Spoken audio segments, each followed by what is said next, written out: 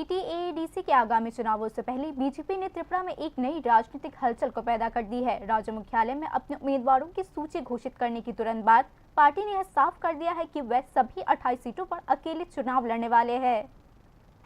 आगामी टीटीएडीसी चुनावों की तैयारियों के बीच बीजेपी के सभी 28 सीटों पर अकेले चुनाव लड़ने के फैसले ने त्रिपुरा में एक नया राजनीतिक समीकरण बना दिया है। मुख्यमंत्री डॉक्टर मानिक शाह की मौजूदगी में अपने उम्मीदवारों की सूची की घोषणा करके बीजेपी ने गठबंधन पर निर्भर राजनीति से हटकर अपनी खुद की संगठनिक ताकत पर भरोसा जताने का संकेत दिया है। इस कदम के साथ आगामी एडीसी चुनावों के लिए टिप्रामाथा के साथ संभावित चुनावी पूर्व गठबंधन को लेकर चल रही सभी अटकलों पर विराम लग गया है। আমরা আমাদের যে প্রার্থী আগামী এডিসি নির্বাচন সেই এডিসি নির্বাচনে আমরা প্রতিদ্বন্দ্বিতা আমাদের 28টি সিটের মধ্যে 28টাতেই ভারতীয় জনতা পার্টির পদ্মফুল চিহ্নে আমরা লড়াই করব সেই সংকল্প আমরা নিয়েছি, সেই সিদ্ধান্ত আমরা নিয়েছি। তো আমি এই প্রার্থীদের নাম আমি ঘোষণা করছি। 1 নম্বর দামছড়া জম্পুই হলো আমাদের রবীন্দ্র রিয়াং। আমাদের 2 মাছমারা জেনারেল সিট সেখানে মঞ্জু রানী সরকার। 3 দশদা কাঞ্চনপুর জেনারেল সিট সেখানে আমাদের শৈলেন্দ্র নাথ, উনি আমাদের বিগত দিনেরও এমডিসি। আমাদের 4 করমচড়া আমাদের বিমল কান্তি চাকমা, যিনি আমাদের ইতিমধ্যে আমাদের রানিং সিটিং এমডিসি, উনিও রয়েছেন। আমাদের ছামনু যে সিট সেখানে আমাদের बीजेपी ने घोषणा किया है कि नामांकन पत्र मंगलवार और बुधवार के बीच दाखिल कर दिया जाएगा। টোটাল এই 28টা সিটেই আমাদের ভারতীয় জনতা পার্টির প্রার্থীরা মনোনয়ন দেবেন এবং খুব সম্ভবত আজকে কালকে মিলিয়ে 2 দিনের মধ্যে, কারণ আগামী কালকে তার শেষ নমিনেশন, কাজেই কালকের মধ্যে সবাই নমিনেশন সাবমিশন করবেন।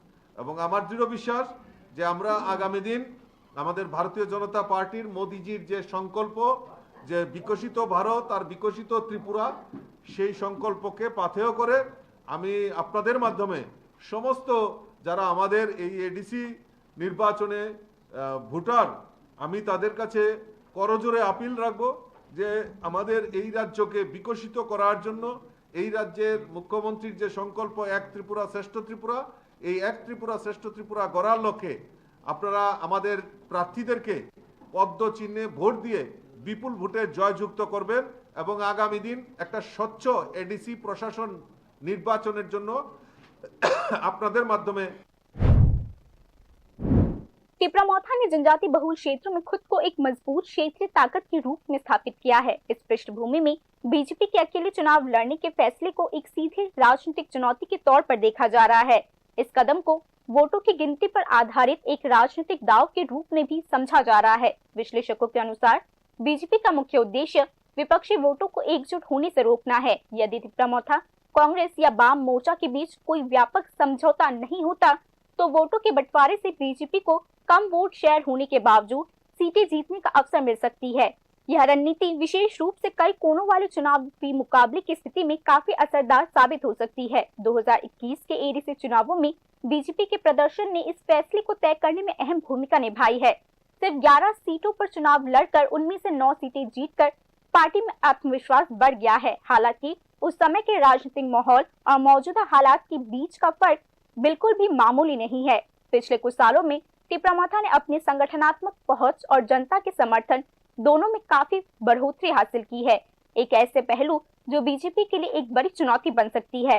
राजनीतिक जानकारों का मानना है कि बीजेपी की हालिया दल बदल की राजनीति यानी दूसरे पार्टियों के नेताओं को अपनी पार्टी में शामिल करना भी इस फैसले के पीछे एक अहम वजह हो सकती है। जमीनी स्तर पर अपने संगठन को मजबूत करके और साथ ही स्थानीय नेताओं को आगे लाकर बीजेपी अपने जन आधार को बढ़ाने की कोशिश कर रही है। हालांकि यह अभी भी साफ नहीं है कि नए सदस्यों का यह जुड़ाव असल में वोटों में कितना बदलाव ला पाएगा। दूसरी ओर जहां गठबंधन न करने का फैसला बीजेपी के लिए नए मौके पैदा करती है, वही इसमें साथ में जोखिम भी भरा हुआ है। फिर भी कुछ राजनीतिक विश्लेषकों का मानना है कि भले ही चुनाव से पहले गठबंधन की संभावना अब खत्म हो चुकी है, लेकिन चुनाव के बाद के समीकरण अभी भी पूरे तरीके से खुले हुए हैं। परिणाम घोषित होने के बाद मौजूदा हालात के आधार पर नए गठबंधन या राजनीतिक तालमेल बनाने की संभावना से इनकार नहीं किया जा सकता है। एक ऐसा नजरिया जो हाल ही में एडीसी चुनावों के दौरान भी देखने को मिला था। कुल मिलाकर राजनीतिक विश्लेषक बीजेपी के इस चुनाव को अकेले लड़ने के फैसले को महज एक चुनावी दांवपेच के तौर पर नहीं देखते, बल्कि इसे त्रिपुरा की जनजातीय राजनीति में सत्ता के संतुलन को फिर से परिभाषित करने की दिशा में उठाए गया एक अहम फैसला भी मानते हैं।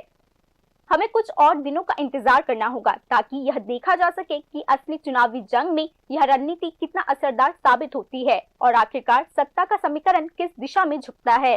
Report news now.